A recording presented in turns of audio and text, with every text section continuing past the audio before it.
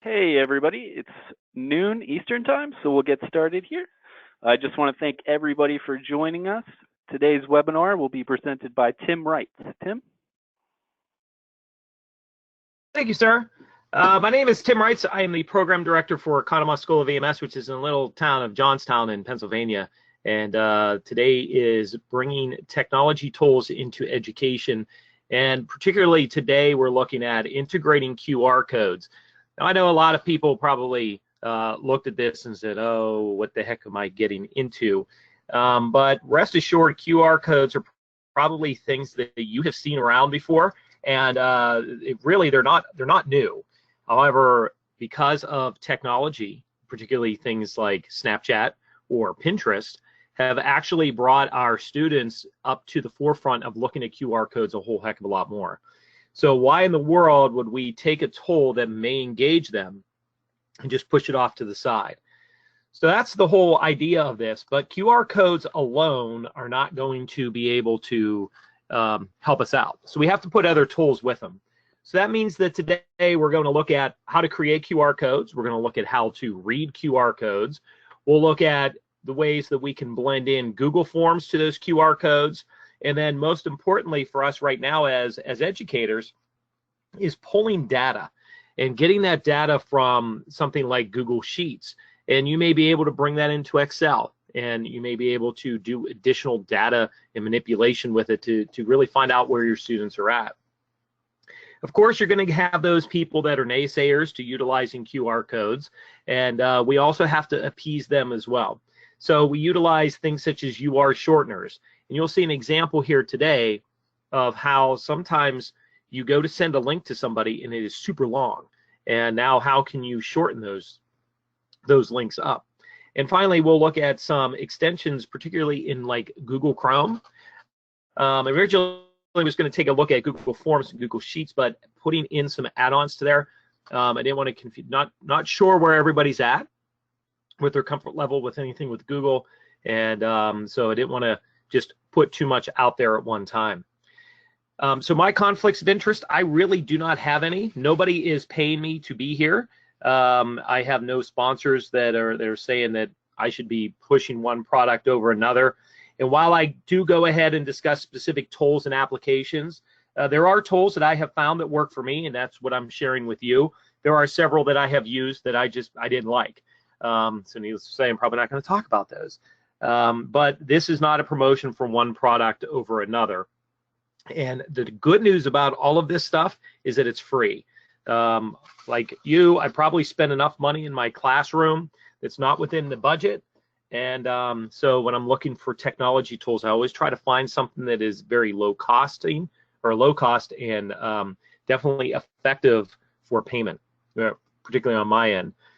So putting this together, kind of giving you hopefully another tool. It's something that is coming out in grade schools, or actually K through 12, and it is hitting pretty hot, and it's actually called a HyperDock. And a HyperDock is nothing more than a Google Doc that has been set up to enable you to utilize some tools. So if you went to the link that is right down here, the bit.ly, the bit.ly Tech Tools QR, that'll take you right to the Google Doc that I have created that has all of the tools that I'm going over today. And each one of those also has a QR code associated with them. So if you're at home or you're sitting at your computer and you want to scan those things, by all means, feel free to do so. And we'll show that again here a little bit later on. You have seen QR codes most likely all over the place. So this is right off a picture of my laptop. Not only does my laptop have a QR code on it to get me to the user manual, I also have a printer that shows a QR code so that I can also figure out which inkjet cartridge I'm going to need later on.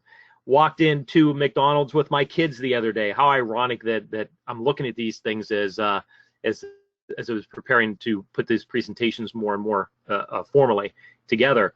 And I see the McDonald's is asking you to go here and give them a survey. Not only am I finding it there with such things as McDonald's, Walmart, Target, I've seen at some of our convenience stores that they're asking you to scan the QR code and do a survey right then and there off of after you've already slid your debit card in. While traveling, take a look at Virginia. I saw that this was at a rest area. Just scan the QR code. They want to know how that evaluation, how they were, what their cleanliness was. And it's real short, sweet, and to the point. And the great thing about these is they are short, they are sweet, and for the most part, we as human beings like things to be the shortcut way. And that's exactly what QR codes do. They give us the shortcut. We don't have to go in and start typing everything out. So much so that if you start looking at mainstream television, right over here is a clip from or a picture from Big Bang Theory where they already have the QR code that is there. Me being the geek that I am, yes, if you catch it right on television, it does take you directly to the comic book website. So they already have that all set up. QR codes, as I had mentioned in the beginning, that not only are we dealing with the generation that has really gone into social media, we're also dealing with the fact that they're utilizing QR codes in different ways than what we had ever thought of before. QR codes such as in Snapchat. So this is my avatar or my code that is in Snapchat. So if I'm in my classroom or I have another teacher that walks up to me and says, hey, you know what, are you on Snapchat? I don't have to give them a whole lot other than I can take this and send it to them, and they can scan it within the Snapchat app, and bam, I'm automatically connected. Keep in mind, if you too are connected on a social media site like Snapchat, there's at least 3 different ways that this individual can connect with you, including almost broadcasting out. And there's more apps that are coming out that are allowing that, but scanning QR codes is still pretty cool with these guys, and they have no problem just scanning the code. So what the heck are they?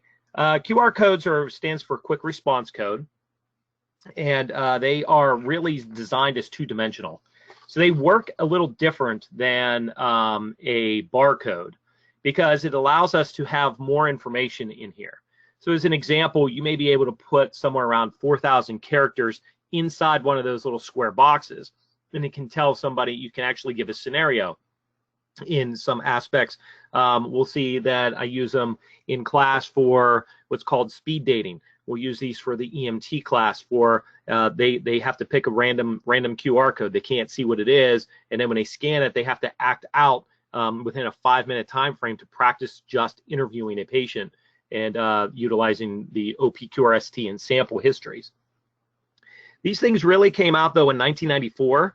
They came out by a subsidiary of Toyota, and really a lot of these things were designed, as we'll see here a little bit later, as in just-in-time education. So if a employee of the subsidiary of Toyota was not familiar with how to run a machine properly, they could scan this, and it would take them to a quick video to give them a refresher course on how to make sure that they use this machine properly and that they didn't injure themselves.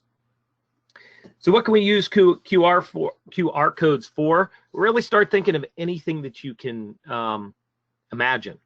I mean, everything from back channeling during a class, where back channeling is going to be the students are probably texting back and forth in class unless you have truly pulled those smartphones away. They're probably texting back and forth. It may or may not be about you or the class. Put them in an area in which they can scan that QR code and go into a back channel. You could use it for formative evaluations, and we'll see a couple examples of this, as well as utilizing checklists maybe when you're learning a skill. As most people are familiar, National Registry is asking about portfolios, and we're going to see that COA is really also requiring that we have those things in Appendix G. Could you utilize something like a QR code with a link to Google Forms and Google Docs to be able to help document this over time? And don't forget, this is not just about paramedics. This is also about EMRs and EMTs, because they also have to learn skills. We want to see this progression over time. The amount of data that we can get from these things is tremendous. You can also utilize things such as, what is attendance like? As an instructor, as an educator, I know this is one of the worst things in the world for me, is tracking attendance. It's one of my weaknesses. I have to do it, and oftentimes I have to go back and realize when people were there and when they weren't there. So creating a roster in which they can come in and they can scan the code to indicate that they're there. Other things such as utilizing a roster. I teach American Heart Association courses for everything from CPR through ACLS and PALS. Well, you know, that's a lot of email addresses to actually type in if you're utilizing an e-card. The QR code and utilizing a Google form can actually save you a lot of time, and it puts the burden back on the student to make sure they're typing things in correctly. So by the end of today, we're going to be able to take a look at some of these tools, and I'll show you how we actually have put these things together. Well, one of our first things we need to do is look at a QR code reader. QR code readers, there is a bunch of them that are out there.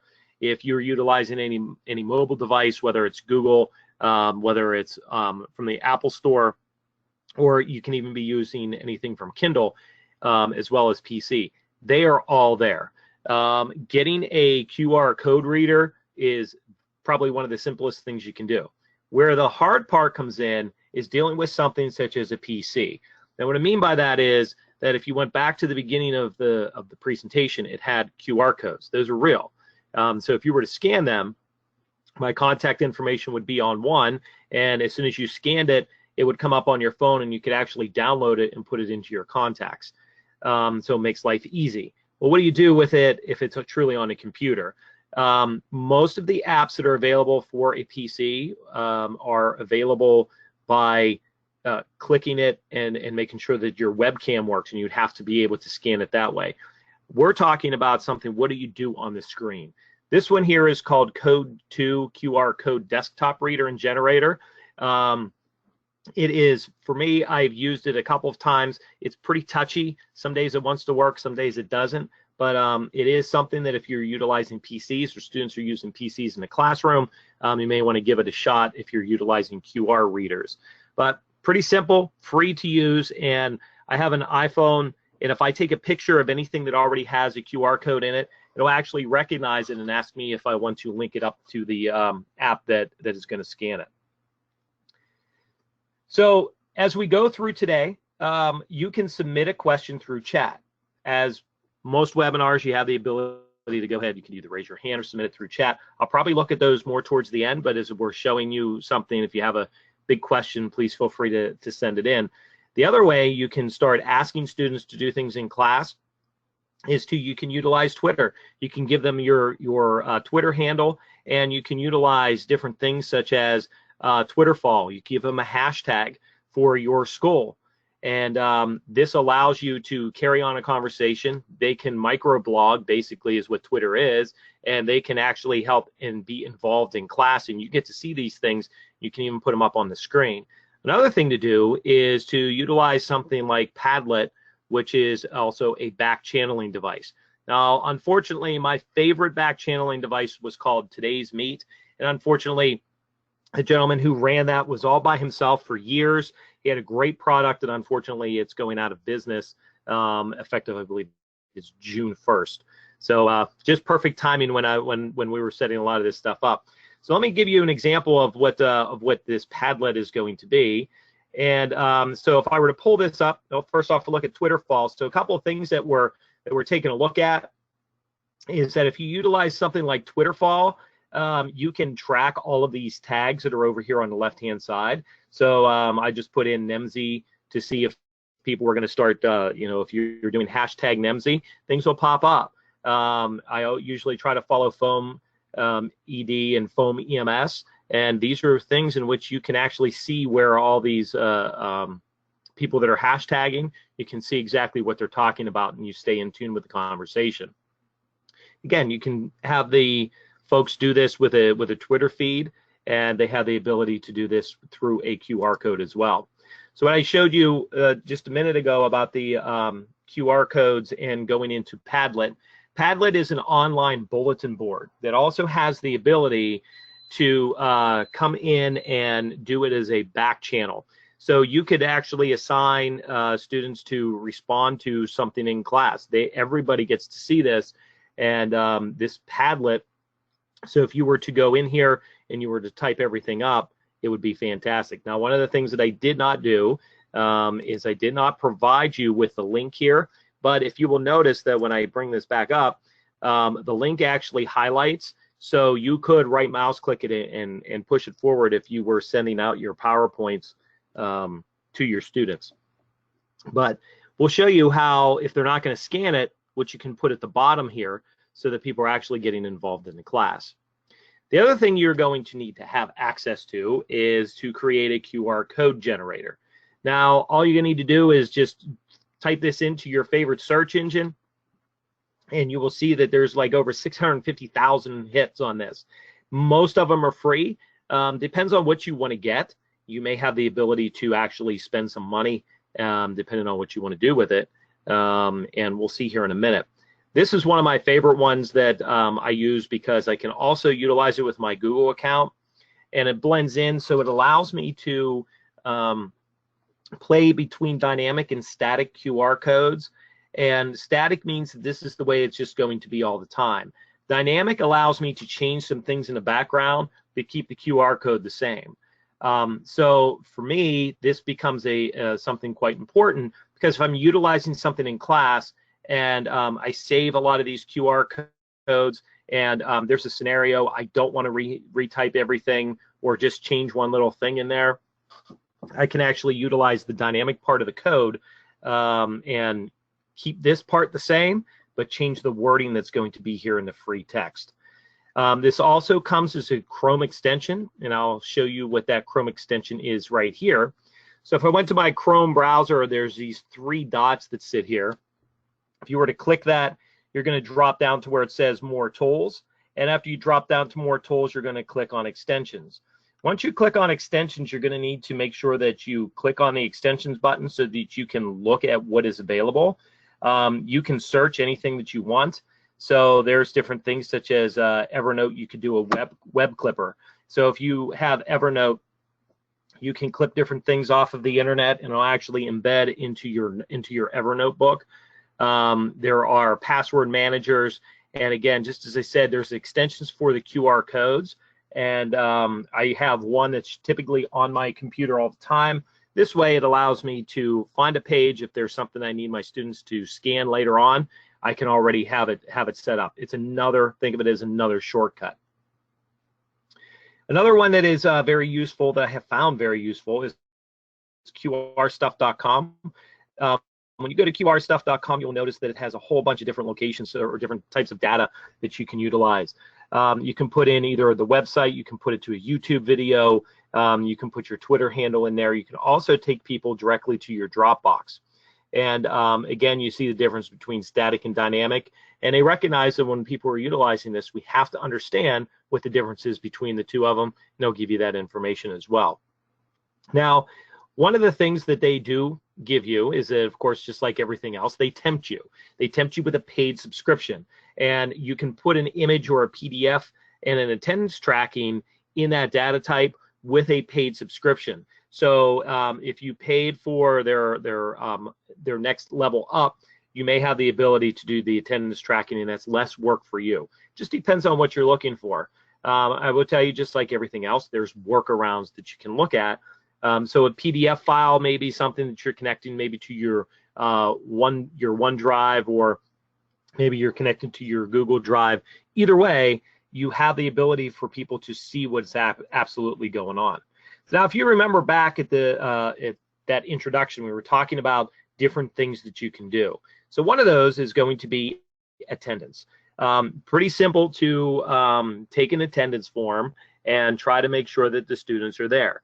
Does this require some trust on the student, on your part for the student? And the answer is yes. This means that if they walk in, this QR code is up on your screen. It may be a printout. I have a teacher friend in another program who utilizes this as it's an 8.5 by 11 printout, and it is taped up in the classroom, and they get the date and time stamp after they scan this. So it does work well.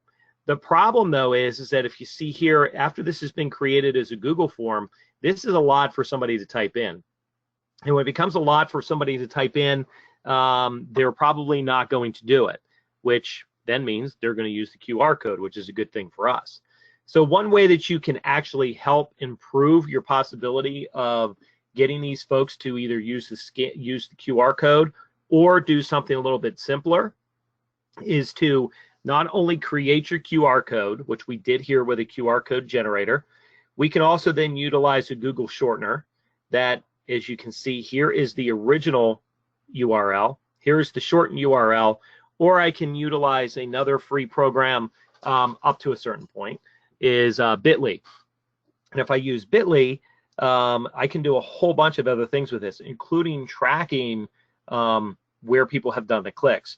And this morning when I woke up, I was watching the news, and they were talking about how YouTube has been target marketing, allegedly, let me rephrase that, allegedly target marketing kids.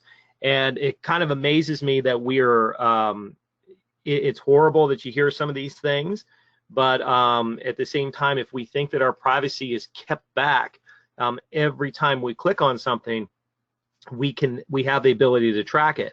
We too have the ability to see what type of products our students are using. Are they utilizing Android? Are they utilizing a PC? Are they utilizing iPhones?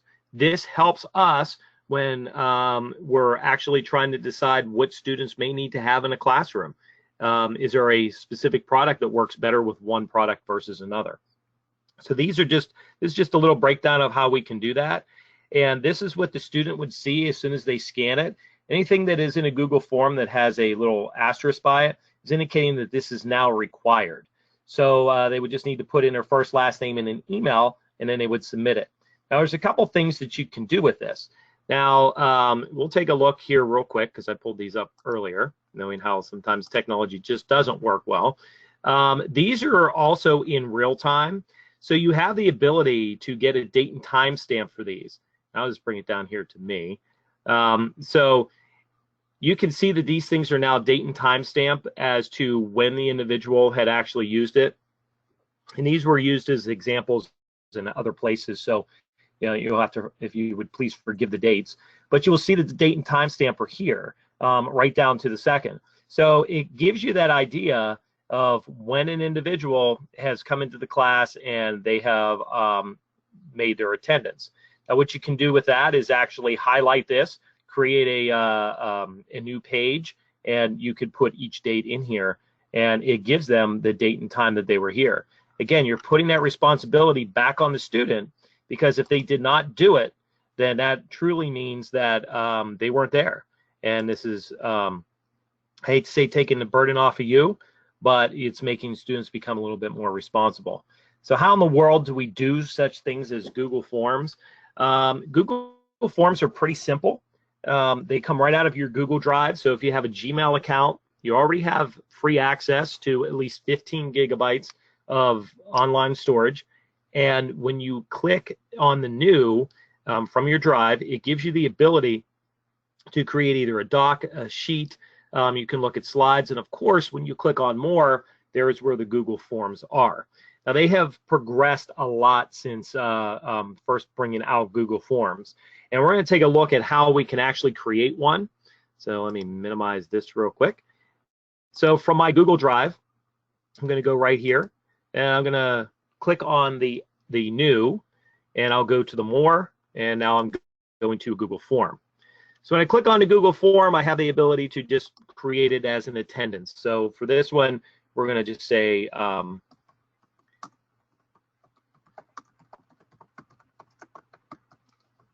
so this is the NEMSI webinar attendance example. So in here, I want to put in first name. And you will notice that this already has changed to a short answer. And of course, I don't want my students to forget about this, so they're going to be required to do that. I will simply add in another question, such as their last name. And again, require it. And then their email address. Now, once that information is put in, I think for the most part, I'm pretty satisfied with this being there. Now, there's a couple other things that you may be able to do. So first of all, we're going to go right up here, and you can see that I just clicked on this unlisted or untitled, and now it puts the title in that I created. Now, there's a couple different things I can do. I can obviously change the colors, so I can make this red, and as you see through my presentations, it's usually defaulted to purple, and I just usually keep it that way. So if you're a purple person, you like everything that's in purple. You can look at different things such as maybe the response. You can create a spreadsheet where now you're creating a new spreadsheet. You can also, and you'll see that this will automatically generate. You can do a couple more things, such as, let's look at settings, and you can actually ask to collect emails. You may tell the students they can edit it after the submission, which I probably would not ask them to do. You can show progress reports. You can also, let me go back here, I almost forgot about that. You can limit it to one response. So if the student has already signed in, they're utilizing a Google account, this means that they're not going to just sign in themselves and then their friend. This means that they're going to be limited to one time. If you list it as a quiz, you may be able to correct these things, and you have to put in the correct answer. And we'll see this a little bit later on. We actually can manipulate this to help us out with some skill sheets. Some other things you may be able to do is you're going to, when you click on the send, it will give you a link option. And when I click the link option, this is where your shortener comes in. So you can see that just by clicking that, I'm actually reducing that, and therefore the Google shortener is already built in. And I can also ask to collect email addresses. So it gives you a bunch of different options that you can do. There also is the ability to send an automated response. So a student can, for a lot of these things, you may be able to send back an automated response. So you're telling the student that, yes, we have received it. I like that in bigger classes. It just indicates that they have already submitted their submission, I guess. Yeah. So let me go back here to send, because we're going to pull out our little shortener.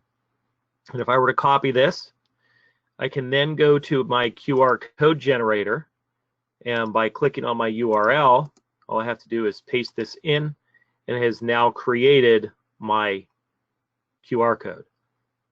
They ask you to save it. You can right mouse click it and save it as. You can copy it as, put it into a presentation, some type of presentation software, so it's displayed up on your screen all the time or printed out, and you're pretty much good to go. Once you have it saved somewhere, the good news is that it's there, and it makes life a little bit easier. Now, if I wanted to do something with Bitly, I could take this same link, and we'll just make sure that it's connected. All I have to do with this is now come into Bitly, and I want to create a link. And once I paste in the long URL, it now gives me a smaller link, and I have the ability to now change this, and I can put it as attendance example. So I can shorten that up, and then over time I can track all of these things. What I primarily like about the Bitly is it's very short, easy to remember, and students fill out their evaluations and their attendances a whole lot quicker when it's short, sweet, and to the point for them.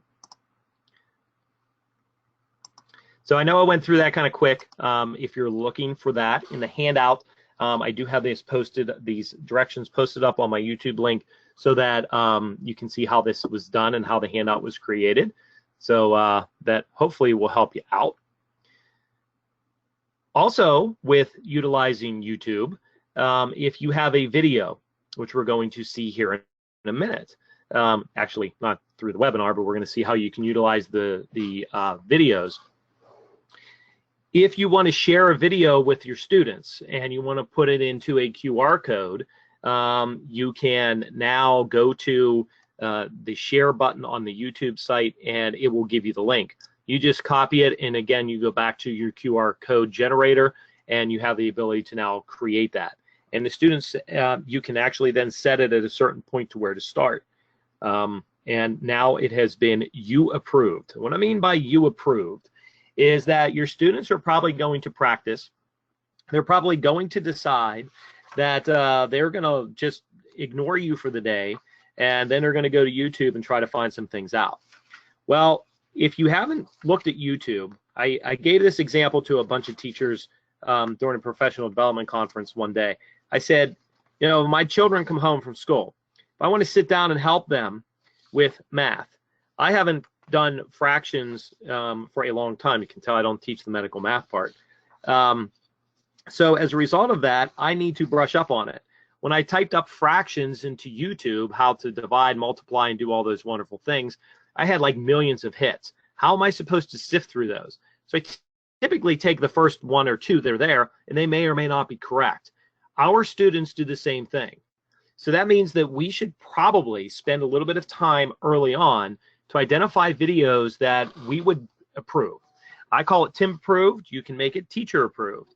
And really, then you can create a collection of things such as just-in-time education, where they may be practicing. So as an example here, I have students that may be in the classroom. They have an open lab. The instructor, there may be one instructor and there's multiple students that are there, and they're going to do some peer evaluations. So if they're going to do some peer evaluations, but yet they have a question on the way that that procedure is to be done, they can scan the QR code, and it pops up to the video that you have already pre-selected. It allows them the opportunity to go through that skill and see how it's supposed to be done.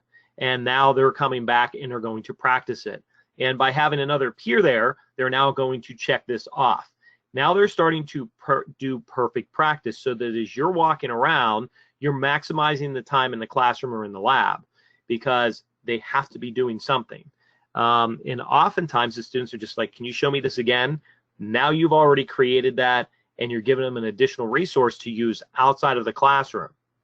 So just-in-time education has actually been one of those things that that we probably have been doing for a long time, but it's not just in business. Business has been utilizing it a lot lately. And in the industry for us, for education, there are just things that the student needs to brush up on. So why not give them the opportunity to take a look at it and set up a pre-approved YouTube link or YouTube video that works well. As I said, they can take these QR codes home. How are they going to utilize them? Well, if you set this up as a PDF, as a handout, and if you set it up as a handout, now these are just pictures, but if you set this up as a handout, all the hyperlinks inside of any PDF will work. So you just need to make sure that the URLs are correct. So you could give this to them as a printout. You could give it to them electronically. If it's electronically, not only can they scan the QR codes, they also have the ability to click on the links, and it'll take them to the video itself. And now they're utilizing that time, maybe sitting at the station to review a presentation, or I'm sorry, to review a skill. Again, it is utilizing that time that they may have. It's a shortcut. It's something they can take a look at. One of the things that I just started adding into our classes, particularly for EMT, is utilizing the skill checkoff sheets. So we know that there's formative and summative. This one is primarily dealing with the summative. This is the students getting ready for their practical exam towards the end of the program. So they have done well with the EMT or with cardiac arrest management. But, you know, just like we have always run into the problem of students don't like to check off things and then turn it in on paper, and then we have to file it. Why not create a Google form to enable you to do that? So now in your station, you have a Google form, or I'm sorry, you have a QR code that takes you to the video. The other code is now taking you to a Google form that is asking for a checklist. So the student puts in their name, the evaluator who's doing it puts in their name, and again, these could be peer evaluation. And I also have a video on how this was set up and done. That's also on the handout. But what is great about it is at the end, you can now come in and see where your problems are going to be. You can look at this from, and this was just as an example one that I created for the video. So I put in like I put in three people. But here, if you find out that as you're coming down through, it's similar to an item analysis. I'm finding out that my students they never attempted to question the bystanders about the arrest. Well, if they read the directions, they will also identify that most of the time there is no bystander around, although they do need to take a look around and find out if there's anybody around that may know what's happening. Checking responsiveness. They may recognize that the patient was down and laying on the ground, and what they were dispatched for was an unconscious person, and they just assumed what was happening. So you have the ability to track what is happening with the student and step in before the end result. So you want them to grow as that individual, and we get to see how well they're practicing. This is one of those things that comes up from monitoring. You know, we want them to be able to have that learning expectations. What is it that we want them to do? We've already told them what is expected of them for a skill. We've given them the criteria to be successful in that skill. We typically ask them questions. You know, can you tell me why you're putting somebody on a backboard? Can you tell me why you're sizing that collar this way? Why are you going to a tourniquet instead of using a pressure point? You know, hopefully they recognize that we shouldn't be teaching that at all, but those are some questions you want to ask. Why are you starting that IV? And then you give them feedback. Well, the other parts to those things are self-assessment and peer assessment. Does the student have the ability to assess themselves, and what about their peer assessment? And setting up something like that Google form where they can just scan it real quick, type it in, and you're set to go. What is great about us, and I'm sorry I didn't put this in here, but you can also then, this is just a review on the graphic representation. You also get a spreadsheet, so you can see every student every time they practiced it. You can filter out by student, copy and paste it into their own file, but you have real-time data. So if you're in another room, you can be looking inside that Google form, either on your computer, on your tablet, and see exactly what's happening with the students to make sure that they're actually doing something. I'd also mentioned about, you know, what about CPR? This is popped up for almost all my classes that are dealing with anything for AHA. And so what I've done is I permanently created the roster sign-in, and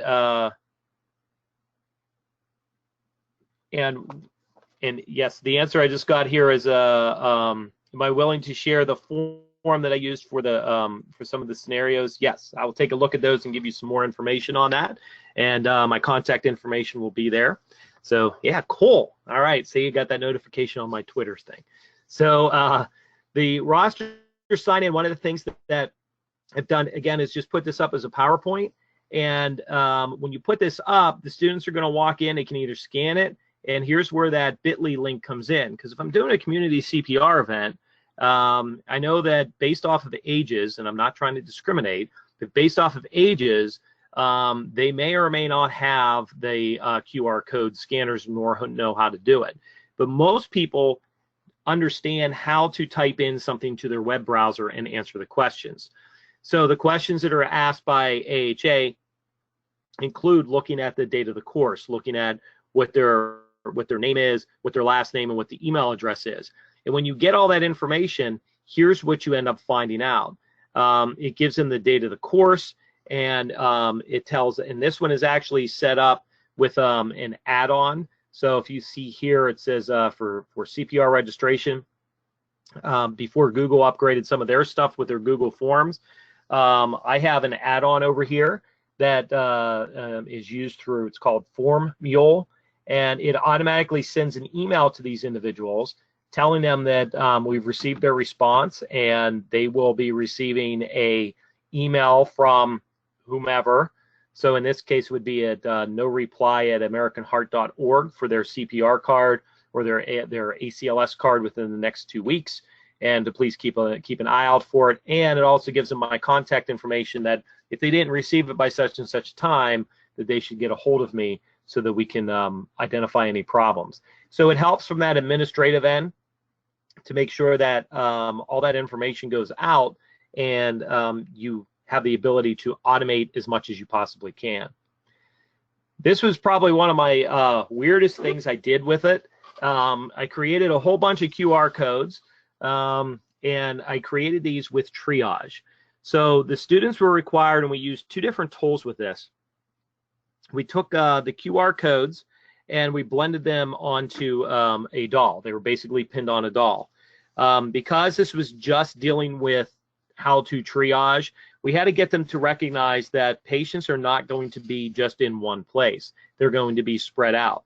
So we put them into our second floor of our education building contains a library as well as a computer lab and a bed simulation lab for our nursing students to rotate people, give bed baths, etc. So what we did is I set these up in multiple locations. The students brought their phones in, they QR coded it. It gave information based off of the start triage that the student would have to now identify what was going on. And then they utilized, you can see that they're coloring in different things here on forms. And this is, I just went blank on it. This is utilized, it's called ZipGrade. And ZipGrade is a almost like a Scantron, but you take a picture of it with your phone. It is an app that is available for Android and iPhone.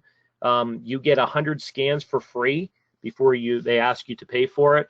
And this is the one that usually breaks most people, most educators, is the fact that it's probably $7.03, I think, by the time tax was done for an entire year for unlimited scans. Yeah, I was being very very cautious about that. Yeah, $7 I don't think is going to break a whole lot of people. I use it for a lot of the quote alphabet courses because remember, like for AHA, you're not allowed to utilize anything electronic unless it's their product. So this is not electronic, but I can check the test a whole heck of a lot quicker, and I get a better item analysis from it. So 2 tools here in ones. So what happened is because of the item analysis with the QR codes, I was able to identify students who were having difficulty with the specific areas to decide, particularly between yellow and red. So we were able to assist those students, and later on when we did this, and we put them throughout the building to find different product or to find the dolls and not only do a scan with them, but then they also had to identify where these people were at and set up with an incident command system. Another thing, I had mentioned this just a little bit earlier, and that was related to what about something like speed dating? And this came from actually one of the NEMSI conferences I was at. They were talking about maybe doing a speed dating. So this is not a me thing. I maybe have just expanded off of it a little bit. So with the speed dating issue, you have 2 people that are sitting around and they're going to talk to each other. Well, in the early phases, particularly of learning patient assessment, it's kind of difficult to tell somebody who's just brand new into the field, pretend that you have a heart attack. Well, you need to give them some information. So giving them a QR code is great because now somebody cannot look over their shoulder or try to trade and see what they're doing because, oh, I had this one or I had that. With this, if you were to scan this right now, this is what you would end up with. So it tells them that you have mid-sternal chest pain and shortness of breath. Onset was 1 hour ago. Nothing makes it better or worse. It is a dull pressure. This goes down your left arm. It's rated a 7 out of 10. They have no known allergies. Their medications are nitro and albuterol. They have a history of angina and asthma, and they ate lunch. And this came on while they were watching television. So as from a brand new EMT student walking in and doing an assessment, they're not doing anything different than talking to somebody. So they may have, you can set up a couple stations. If you have 6 people, that's you just have them rotate around. That's 3 different times that they're going to practice just asking the questions.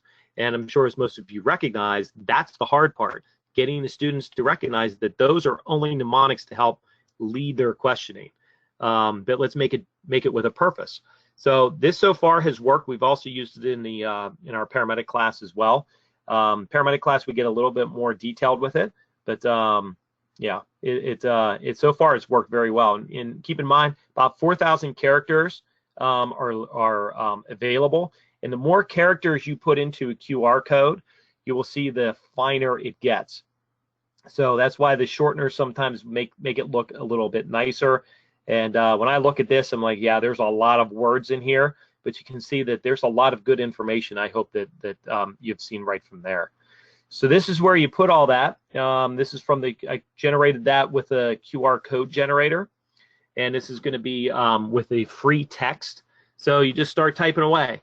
And again, you're limited to maybe about 4,000 characters. Depends on what the QR code generator you're using.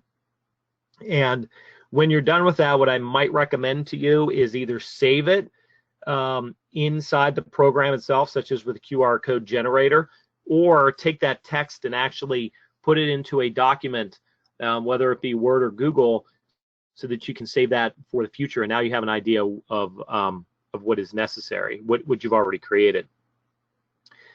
There are other interactive programs. One of those that I have used frequently has been DirectPoll.com. DirectPoll is something that is free. It does not require you to download anything.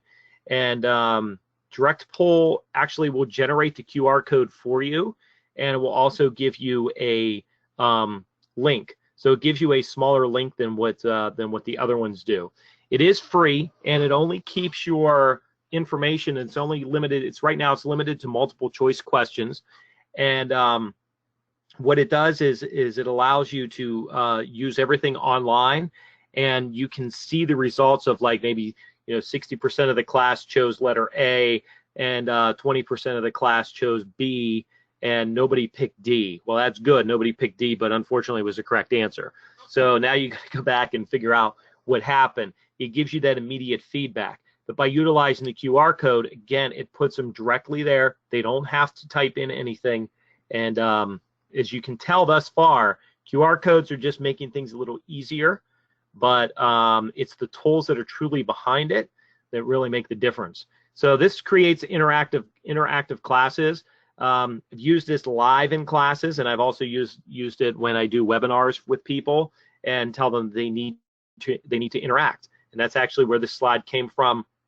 This was for a webinar in which we were doing something, I think, for maybe an hour. And as we went through the case presentation, they had to select specific areas. You can also utilize this with other tools, whether or not it is Pull Everywhere, you're utilizing a SurveyMonkey later on. Anything that has a URL, you can obviously put into a QR code as well.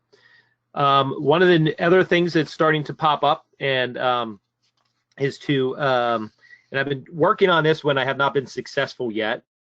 In a scavenger hunt, not a problem. But when you're trying to do a breakout room or an escape room, I should say, that becomes a little bit more difficult because you have to try to figure out the codes that they would need to try to open up a box and keep them in a room in which they have to figure out what's going on with the patient. So with a scavenger hunt, what I have done is I created a whole bunch of QR codes. They had everything from pictures to there were lung sounds, and after they scanned this information, they had to identify what the what the lung sound was. What did you find as the vital signs? And you can set these things up so that if you have a high fidelity simulator that already has a blood pressure, you could send them over to that high fidelity simulator and have them obtain all the vital signs on that patient. And now you're having them move around. It may tell you what different information is there, and let them go around, let them find out what they need to do. The good news about that is if you have maybe 3/4 of the class or half the class doing something like a scavenger hunt, you may be able to do more one-on-one on skills. You may be able to do another presentation. So you're splitting up the classroom, and I don't want to say reduces cheating, but at least it makes it a little bit more interesting with the QR codes as opposed to anything else. And again, when you're dealing with those QR codes like that, you have the ability to utilize either a free text URL, which we talked about both of those. I had mentioned earlier about putting my contact information into one of those. Great thing for day one. Have them scan it. They now have that app on their phone, and they just scanned your contact information, and now there's no reason that they can't get a hold of you. You can also set it up to have a phone number displayed and have it called from their smartphone, and also to be able to send an SMS text message. So great resources that you can have them do. So if you're doing that scavenger hunt, you get them into one part of the building and they have to send you a text message about what's wrong with the patient. So Be creative with it. They're digging that kind of stuff, and it makes the learning a lot more fun. I mentioned earlier about playing with just-in-time education. One of the other issues that you can take a look at is also microlearning. And when you deal with microlearning, you're talking about trying to just bring in one objective per asset. So if you're trying to deal with, I'll give you an example. So our paramedic students have had some trouble trying to figure out how to create a push-dose epi. In Pennsylvania, we have a protocol to allow for push-dose epi. So that obviously means that that's something they have to be taught in the program. So when they get that information, they're like, okay, how am I supposed to mix this? So we've shown them, but unfortunately, if they don't practice it over time, they forget about it.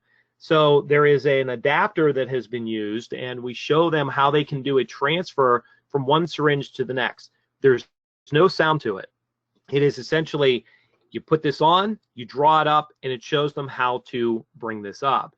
Once they realize, oh, that's what I forgot to do, I also have one that has the ability to show them how much epinephrine they would need to bring up and what the concentration would be. So it is that one objective. They're not being shown anything else. It does use video, and of course, in this case, the production quality that you're doing matters. And you know what? For what we have today, your smartphones are so high quality. They have such high quality cameras that when you get that stuff onto a computer, simple free editing software allows you to cut out the beginning and end of anything. YouTube allows you to do that as well. So utilize those free resources. And of course, timing for these things is everything. And it means that in our current millennial, the millennials that we're going to be dealing with, the average attention span for these folks is about 90 seconds. So that means that our videos should be less than 4 minutes when we're doing these things. And we have to be able to show, when it does show, that learning has taken place. This may be having them sign a form. This may be sending them to, again, a Google form that video was there, and you're set to go. And create those learning resources or those micro-learning libraries. You can put them into your cloud service, whether or not it's iCloud, OneDrive, Google Drive, or Box, even Dropbox, whatever one you want to find works great. Khan Academy has a lot of great resources. I know many instructors utilize that all the time. It is great. I've used HyperDocs, or actually switching it over to a HyperDoc now. I utilized an interactive handout in which they received additional information that wasn't from me, it wasn't from another instructor, it was from somebody else, such as in the Khan Academy, to talk about the pathophysiology of the circulatory system. TED, Vimeo, and YouTube, all great resources. Once you find these things, it's just a matter of copying down the URLs, putting them into a manageable system, and you can create that folder right on your Google Drive. One of the things I love about both OneDrive and Google Drive is their simplicity in sharing. Box I've had a little bit of an issue with. It does share, and iCloud I find is very quick, but they all work well. It just is going to depend on what you like. Again, as you go through here, check out the HyperDoc. All the information that was here is truly placed on this area. And again, it is at bit.ly Tech Tools QR. And one of the things with bit.ly is that it is case sensitive. So if you go to bit.ly/Tech Tools QR, it'll take you right to my HyperDoc for this presentation. And just remember that the big meaning of learning, it's a lot of stuff that's in here, but it does talk about we have to reflect, we have to take responsibility, and we have to ask and answer questions. So it is truly making sure that we're applying new knowledge to new situations. And this was truly recognized back in 1998 and even earlier. And today we're starting to see that we're really taking people and moving them more into the problem-solving area. And we're all going to be struggling with that as well as the K through 12 teachers are too. They're trying to get them into that aspect. So a whole bunch of references that I used for this. And tell you what, while I'm waiting for that, let me copy the link here, and I'll put this here on the last screen. Oop, it went too far.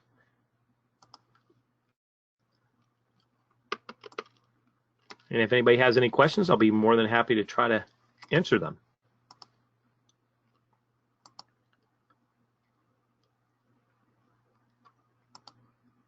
All right, thank you very much, Tim. And if anyone has any questions, there is a question box down below. Go ahead. If not, Tim, is it okay? Yep, your email address is there. Go ahead and shoot Tim an email if you have any follow-up questions after this webinar. Absolutely, and what I think somebody had sent me the thing on Twitter. I'm currently in the process of working with those Google Forms to set them up for, particularly for EMT. And once I get them, I'll be more than happy to share them. So just shoot me an email, and I'll make sure that we get you on that shared list. All right, sounds good. Well, we'll wrap up this month's webinar. Thank you to everyone that attended, and thank you, Tim, for the presentation. We'll see you next month. Thanks, everyone. Oh, it looks like we have one question. Oh, just thank you. All right. We will see you next month, everybody.